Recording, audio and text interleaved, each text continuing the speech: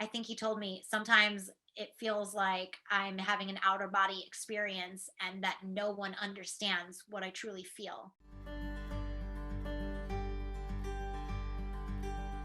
Did you know Freddie before he was sick?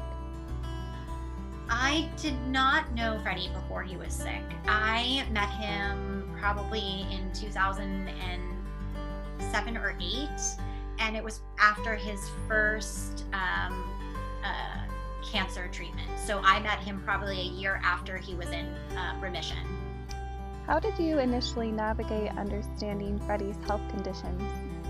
We kind of just got started diving in. I was between shows, so we were just talking about all the things that he was going through.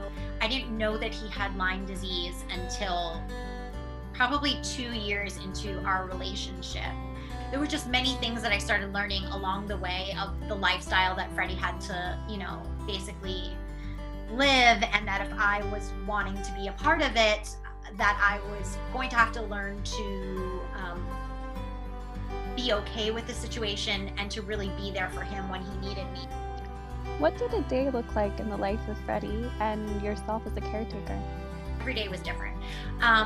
We would wake up and, some days were great. Some days he'd be able to get out of bed. Other days his stomach was in cramps and he would have a heating pack and castor oil on his stomach for like hours. I mean, there were days that it was okay. No day was ever great. I can't remember one full day where I felt like that he didn't have a little bit of something. How did Freddie cope emotionally with being sick? It would get to him like, how can I keep doing this? How can I keep performing? I can't do what I love to do because I feel sick. I can't do what I love to do because I don't think I'll make it through. He just had like a hard childhood, a hard life, and I think he kind of felt like he was always doing everything on his own. And I know that he always felt that he was like, maybe I don't deserve anybody. Maybe I deserve to be by myself. I do remember when he went into his second cancer treatment and he was in the surgery room for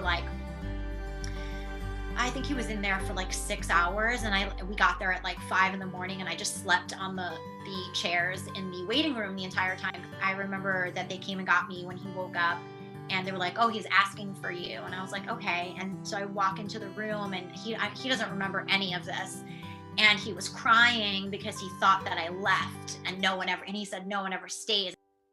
What were the dynamics, the ups and the downs of your relationship with Freddie? It was hard for me in a sense because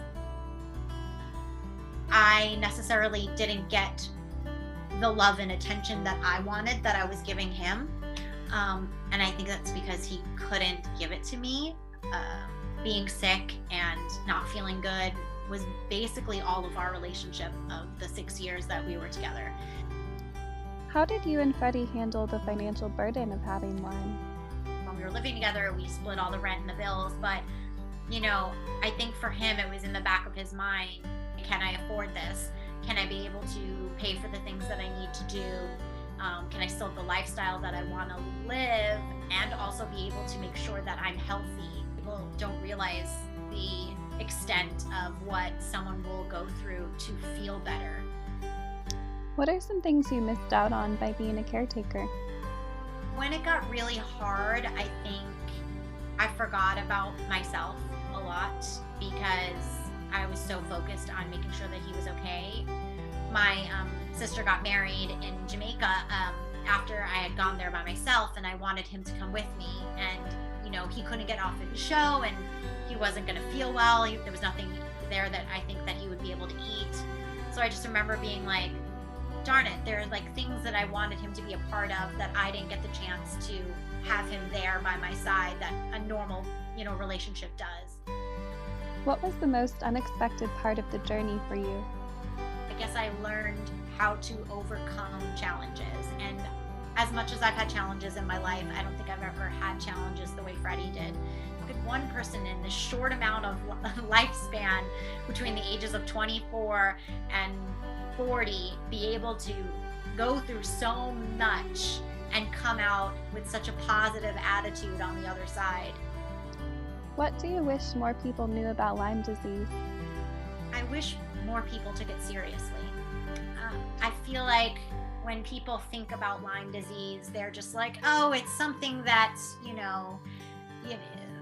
doesn't really affect everyone, and you can't really get it and it goes away. I feel like people don't really understand what it truly is about.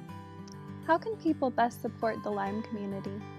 Being more understanding, helping out in any way possible. I feel like that if people would have taken Freddie's